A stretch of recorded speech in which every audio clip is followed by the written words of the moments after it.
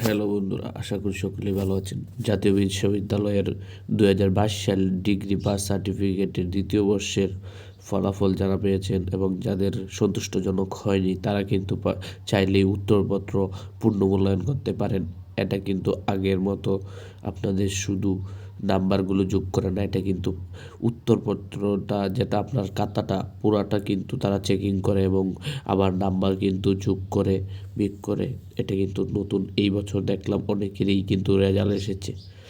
বিগত বছরগুলিতে জাতীয় বিশ্ববিদ্যালয় কখনোই তাদের রেজাল্টের পুনর্মূল্যায়ন করতো না, শুধু নাম্বারগুলি যোগ করতো।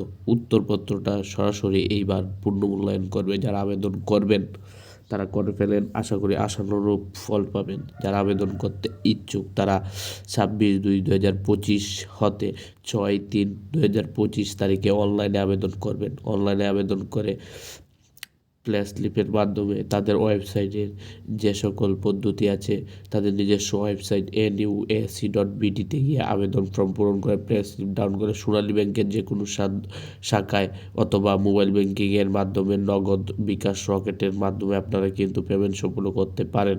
এটা প্রকাশিত ফলাফলে উত্তরপত্রের পুনর্মূল্যায়নের ফি প্রতি পত্র 1,000 টাকা করে এবং আপনি যদি জয়টাতে আবেদন করবে প্রতি পত্রের জন্য 1,000 টাকা করে পেমেন্ট সম্পূর্ণ করতে হবে।